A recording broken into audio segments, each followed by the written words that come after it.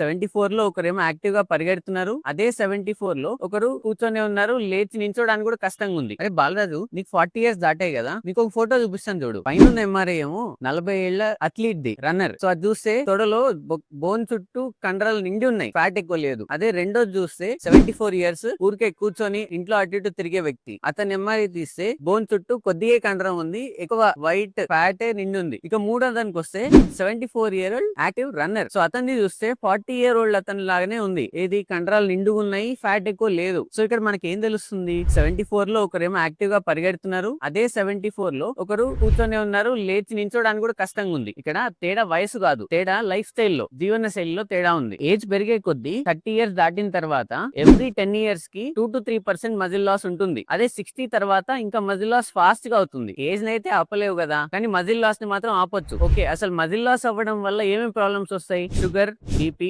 Bone weak అవ్వడము, ఈజీగా పడడము and fractures అవ్వడం, ఇవన్నీ సైడ్ ఎఫెక్ట్స్ దానికి. సో దానికి నువ్వేం చేయాలి, వారానికి 2-3 సార్లు వెయిట్ ట్రైనింగ్ చేయాలి, high protein and fibre rich food తీసుకోవాలి, అండ్ రోజుకి 7 నుంచి 10,000 అడుగులు నడవాలి. సో మనుషులు ఏజ్ వల్ల కాదు, కదలకుండా ఉండడం వల్ల చనిపోతుంటారు. సో కదులుతూ ఉండండి.